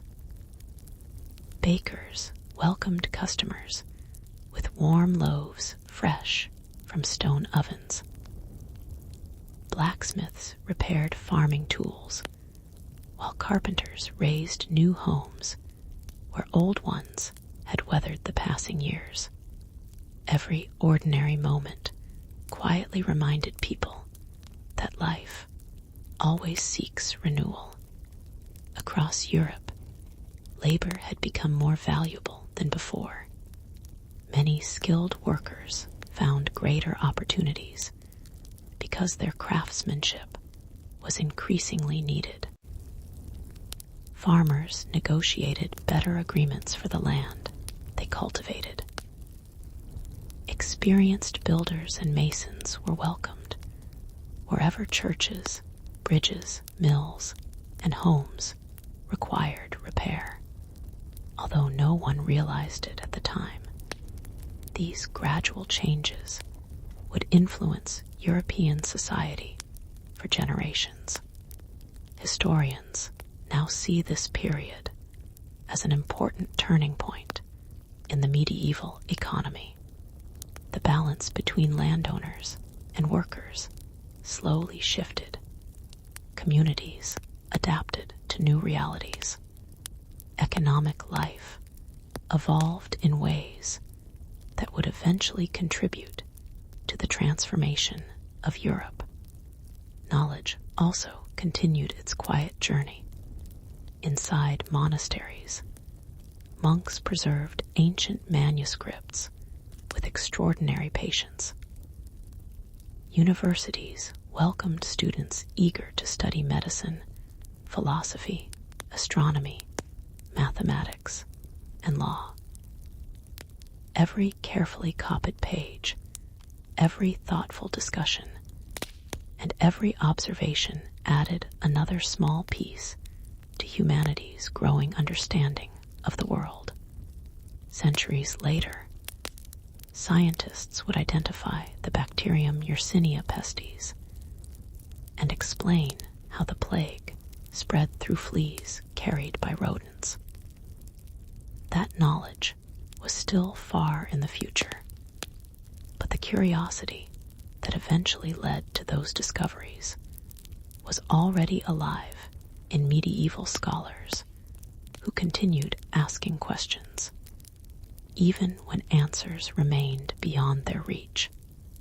As the seasons passed, forests recovered, rivers continued their endless journey toward the sea, and fields once again produced abundant harvests.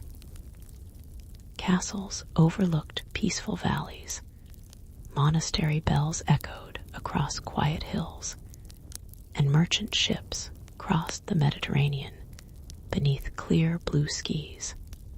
The Europe that emerged after the Black Death was not the same Europe that had existed before it. It had been tested, it had been changed, yet it had also endured.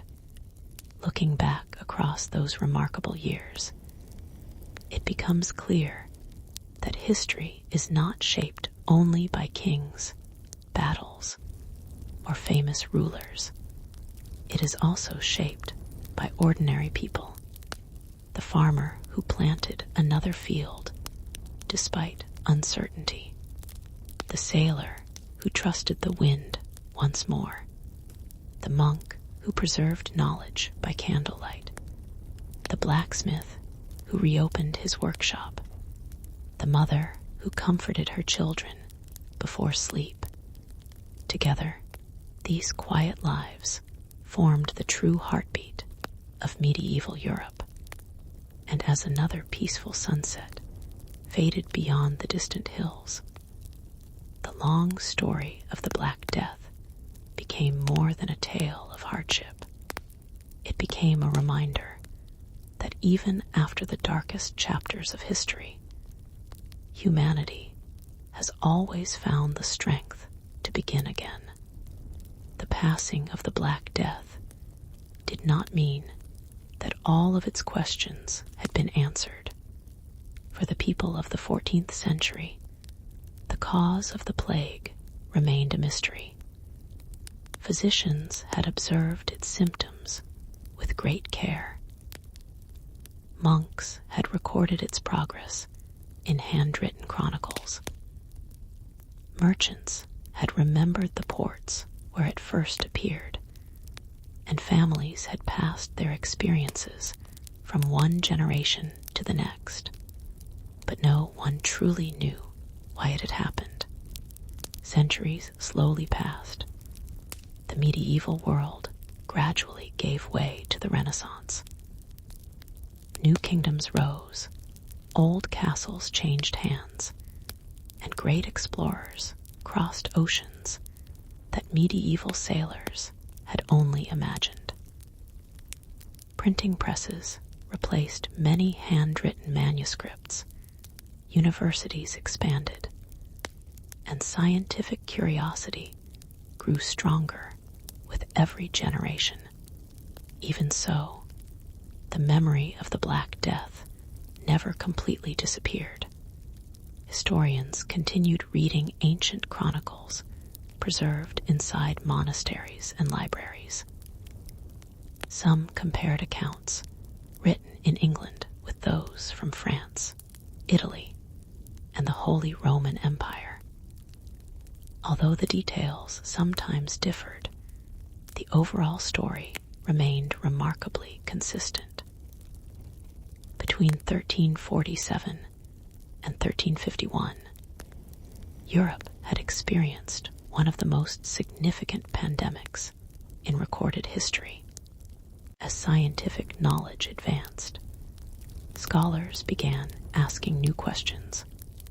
Could the disease have been carried by contaminated air? As many medieval physicians believed, was it spread directly from one person to another? Or had nature itself hidden the answer somewhere beyond what earlier generations could observe?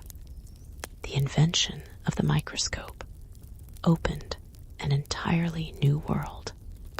For the first time, scientists could study organisms far too small for the human eye to see. Over the centuries, discoveries in biology and medicine transformed humanity's understanding of disease. Researchers gradually learned that many illnesses were caused not by mysterious vapors or unfavorable stars, but by microscopic bacteria and viruses. In 1894, during an outbreak of plague in Hong Kong, the Swiss-French physician Alexander Yersin identified the bacterium responsible for the disease.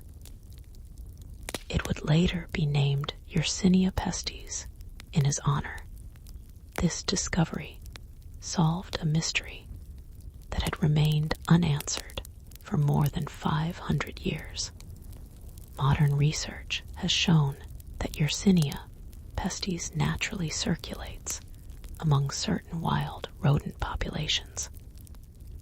Fleas feeding on infected animals can transmit the bacterium to other hosts, allowing the disease to spread under favorable conditions. Medieval trade routes, crowded ports, grain storage, and constant movement of goods created opportunities for these natural cycles to intersect with human communities. What had once seemed impossible to explain slowly became understandable through science. Yet even today, historians continue discussing the many factors that influenced the spread of the Black Death. Climate, trade, population density, living conditions, travel networks, all played important roles in shaping one of history's greatest pandemics. The answers did not come from one single discovery. They emerged gradually, built upon centuries of careful observation, preserved manuscripts, archaeological evidence, and scientific research. It is a reminder that knowledge often grows slowly. One generation asks questions, another gathers evidence. A later generation finally discovers the answer.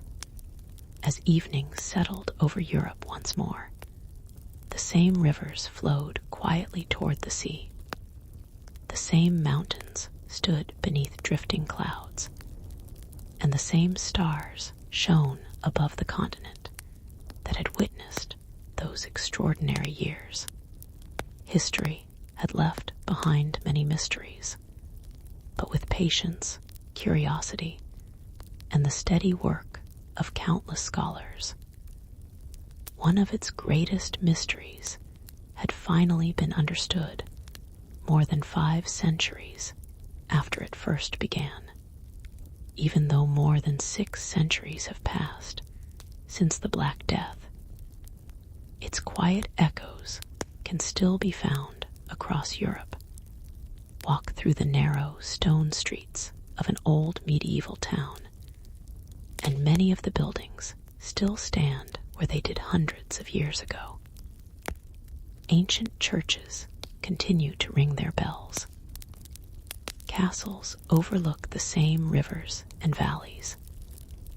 Monasteries preserve shelves of handwritten manuscripts that have survived wars, fires, and the passing of time. History has a remarkable way of leaving gentle traces behind. In libraries across Europe, historians carefully turn the fragile pages of medieval chronicles. The ink has faded, and the parchment has grown delicate with age. Yet the voices of those who lived through the 14th century can still be heard through the words they left behind. A village priest recorded the changing seasons. A monk described the arrival of travelers from distant lands. A city clerk noted unusual events inside busy marketplaces.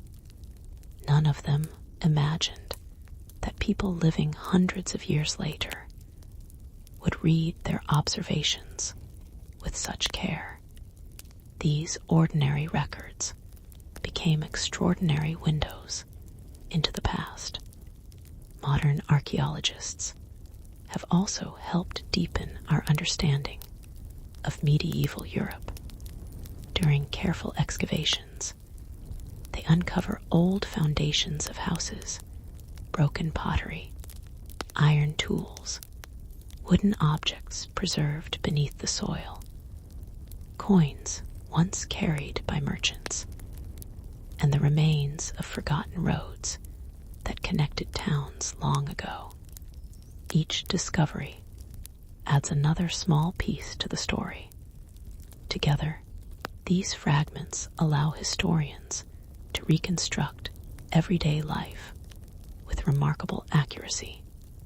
Advances in scientific research have revealed even more. Using modern laboratory techniques, researchers have identified traces of Yersinia pestis in human remains from several medieval burial sites. These findings have confirmed what earlier generations could only suspect, strengthening the historical evidence about the disease that transformed Europe between 1347 and 1351. History and science now work together. Ancient manuscripts tell us what people witnessed. Archaeology shows us how they lived. Biology explains what they could never have seen. Together, they create a clearer understanding of the past than any single source could provide alone. The influence of the Black Death reached far beyond medicine. It shaped literature. It influenced art.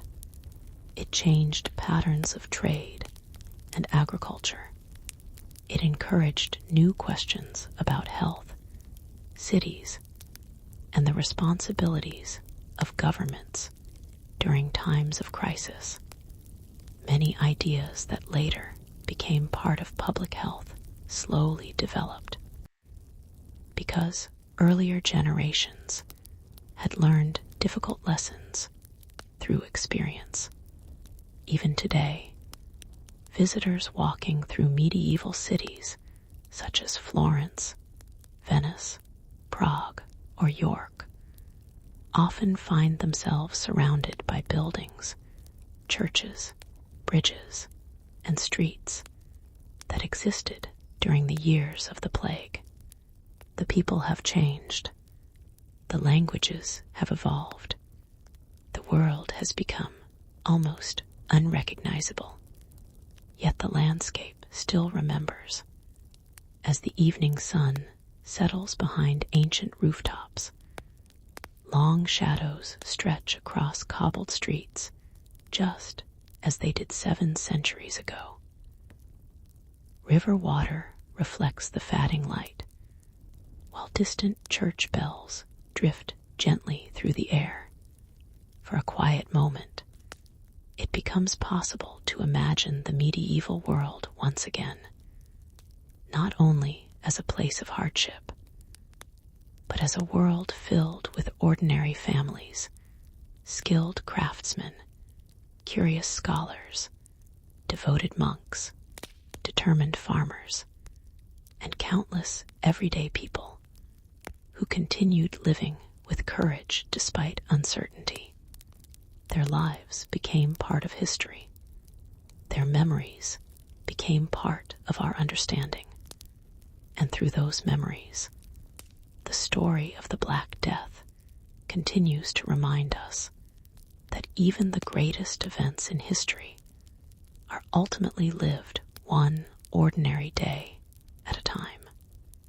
Now that the great journey of the Black Death is nearing its end, imagine taking one final, unhurried walk through the landscapes of medieval Europe, not as a witness to tragedy, but as a quiet traveler observing a world that has found its rhythm once again. The morning begins with a cool mist drifting across the rolling hills. A narrow dirt road winds gently between green meadows where wildflowers sway in the breeze. Birds sing from the branches of ancient oak trees, while a small stream flows quietly beneath a weathered stone bridge that has stood for generations. A farmer leads 2 oxen toward freshly prepared fields.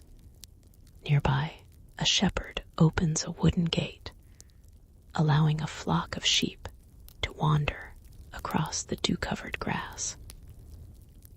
The gentle sound of bells hanging from the animals' necks blends with the rustling leaves, creating a peaceful melody carried by the morning wind. Farther along the road, a small village slowly awakens. Smoke rises from cottage chimneys as families prepare breakfast over open hearths. The village baker removes warm loaves of bread from a stone oven, filling the cool air with a comforting aroma. Children carry wooden buckets to the well, while neighbors greet one another with quiet smiles before beginning another ordinary day. Nothing appears hurried. Everything moves with the calm rhythm of the seasons. Beyond the village lies a monastery surrounded by herb gardens and stone walls softened by climbing ivy. Inside its library, a monk carefully copies another page of a handwritten manuscript. Each stroke of the feather quill is slow and deliberate, preserving knowledge for generations yet to come. Outside, bees drift between lavender and rosemary blossoms. The sound of a distant church bell gently marks the passing hour. As the sun climbs higher, the road leads toward a bustling market town. Merchants arrange bolts of colorful cloth beneath wooden awnings. Potters display freshly fired bowls and jugs, while blacksmiths shape glowing iron into horseshoes and farming tools. Musicians play simple melodies in the square as travelers exchange stories gathered from distant kingdoms. Life has returned, not exactly as it once was, but with quiet strength. Beyond the town walls, vineyards spread across gentle hillsides where workers carefully tend rows of ripening grapes. Along nearby rivers, fishermen cast their nets into calm waters, reflecting the blue sky above. Merchant barges drift slowly downstream, carrying grain, timber, and wool toward larger cities. Everywhere, the landscape speaks of renewal. The forests remain deep and green. The rivers continue their endless journey. The mountains stand unchanged against the horizon. Nature remembers every season, yet always welcomes another spring. As evening approaches, golden sunlight washes over castle towers and church steeples. Long shadows stretch across harvested fields where birds settle for the night. Families gather inside warm cottages to share simple meals, tell familiar stories, and enjoy the quiet comfort of being together. One by one, candles begin glowing behind small wooden windows. The stars appear overhead. The medieval world grows peaceful once more. Looking across this calm landscape, it becomes clear that history is not only a record of extraordinary events, it is also a collection of ordinary mornings, shared meals, patient work, peaceful evenings, and countless quiet moments that rarely find their way into great chronicles. Those simple moments are the true heartbeat of every age. And as night gently settles over medieval Europe, the long story of the Black Death begins to fade into the stillness, leaving behind not only memories of hardship, but also a lasting reminder of humanity's remarkable ability to recover, rebuild, and continue the journey forward. As our journey through the years of the Black Death draws closer to its conclusion, the story becomes less about the plague itself and more about the lessons quietly left behind. History often remembers kings, battles, and the rise and fall of empires. Yet the years between 1347 and 1351 remind us that ordinary people shape history just as deeply as rulers do. The farmer who continued planting seeds after a difficult season, the sailor who trusted the sea once more, the monk who patiently copied manuscripts by candlelight, the craftsman who reopened his workshop, the mother and father who did everything they could to protect their children. Their names may never appear in history books, but without them, medieval Europe could never have recovered. The Black Death also revealed how deeply connected the medieval world had become. Roads that crossed mountains, merchant ships that sailed across the Mediterranean, caravans traveling the ancient Silk Road. These networks brought prosperity, knowledge, and cultural exchange. At the same time, they also allowed disease to travel farther than anyone had imagined. The same connections that strengthened civilization also carried unexpected challenges.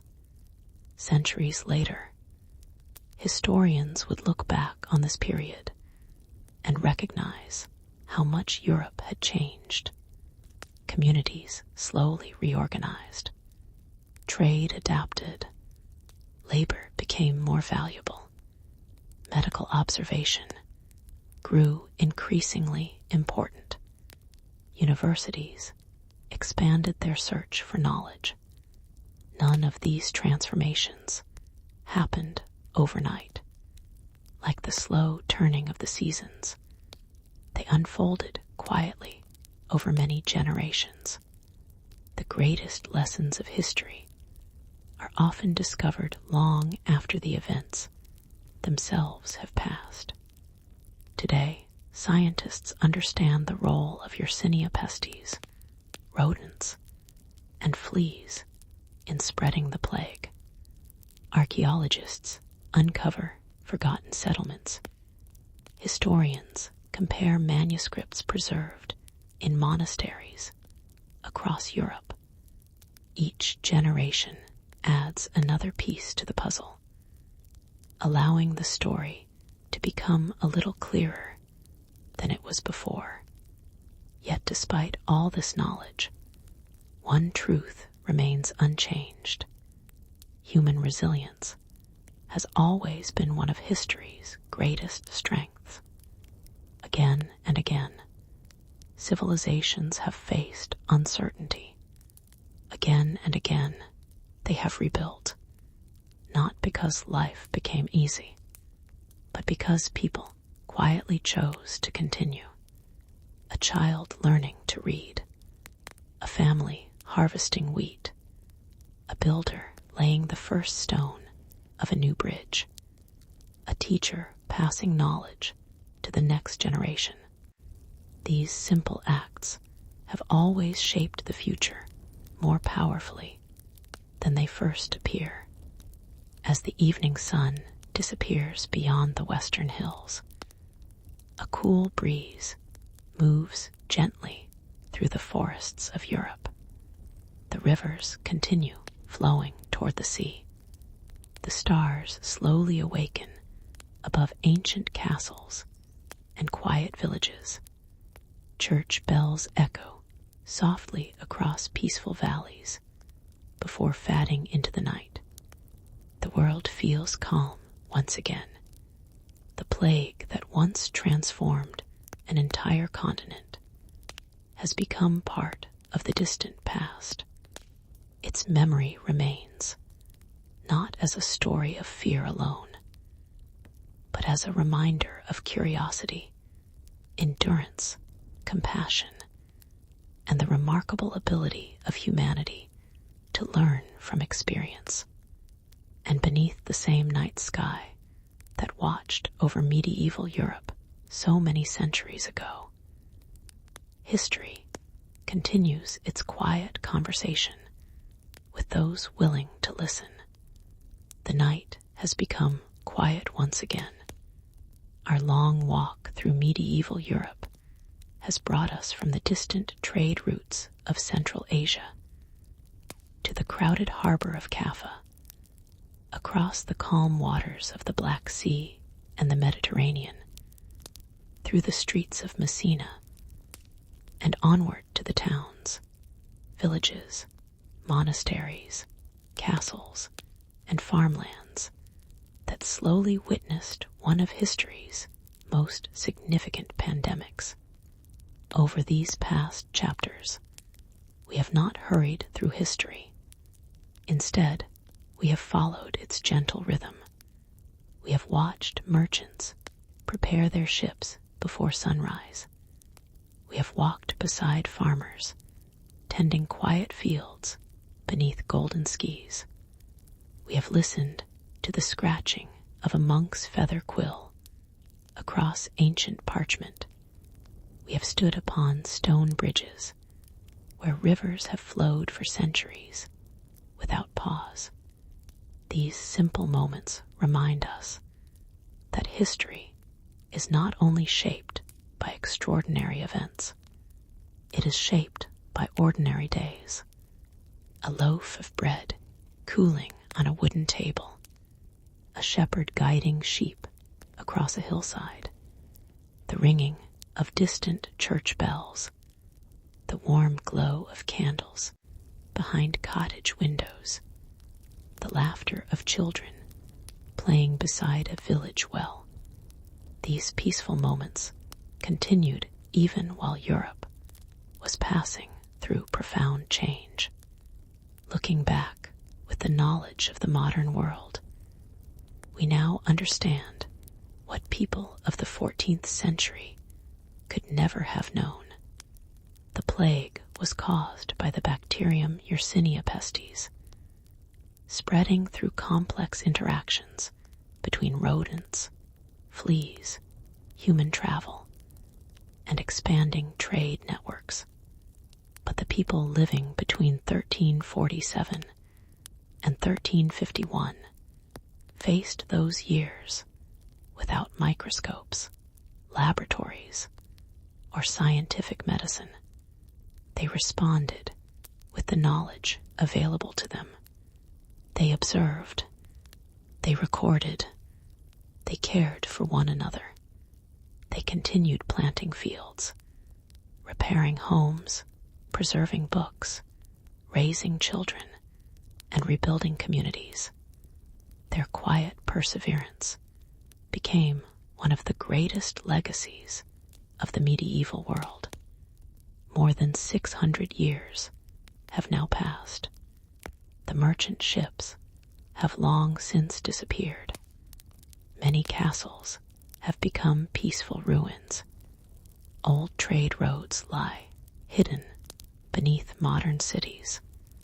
Yet countless churches, monasteries, bridges, libraries, and medieval streets still remain, gently reminding us of the generations who once walked there.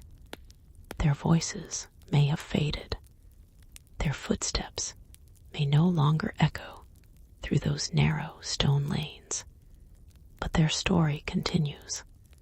It survives in handwritten manuscripts, carefully preserved inside ancient libraries. It survives in archaeological discoveries beneath quiet fields. It survives in the work of historians and scientists who continue asking questions about the past. Most of all, it survives because history is remembered. As this final chapter draws to a close, imagine standing upon a gentle hillside overlooking medieval Europe at sunset. Below, a winding river reflects the golden sky. Smoke rises peacefully from village chimneys. A monastery bell softly marks the passing hour. Far beyond the fields, the towers of an old castle stand quietly against the fading light. The roads that once carried merchants, pilgrims, and travelers now rest beneath the calm evening air. Above them all, thousands of stars slowly appear, just as they did in the 14th century. They watched over those who lived through the Black Death. They watch over us today, and they will continue shining over generations yet to come. History reminds us that every age experiences moments of uncertainty, yet it also reminds us that every dawn follows the darkest night. Every winter eventually gives way to spring, and every generation leaves behind wisdom for the next. The story of the Black Death is not remembered only because of the lives that were lost. It is remembered because humanity endured. It learned, it rebuilt, and it quietly carried hope forward into the centuries that followed. As our journey gently comes to an end, let the medieval world slowly fade into the quiet distance. The candlelight grows softer. The narrow stone streets become still. The rivers continue their endless journey beneath ancient bridges, while a cool night breeze moves through forests that have stood for centuries. Somewhere beyond the hills, a monastery bell softly marks the passing hour. The village has fallen asleep. The baker's oven has grown cold. The blacksmith's forge is silent. The shepherd has gathered his flock, and warm candlelight glows faintly behind the windows of small stone cottages. Above them all, countless stars stretch across the night sky, shining exactly as they did over Europe so many centuries ago. The story of the Black Death now becomes part of the past once more, resting quietly among the pages of history. Its lessons remain, not as a memory of fear, but as a reminder of human resilience, patience, curiosity, and hope. Now there is nowhere else to travel, nothing more to discover tonight, only the peaceful silence of history. Allow your thoughts to become lighter. Allow your breathing to grow slower. Let the gentle sounds of the medieval countryside carry you toward a deep and restful sleep. Thank you for spending this quiet evening with Sleep Lore. If this journey helped you relax, you can support the channel by liking this video, subscribing, and returning for another peaceful walk through history. Until our next story, good night, sleep well, and may your dreams be as peaceful as the quiet roads of medieval Europe.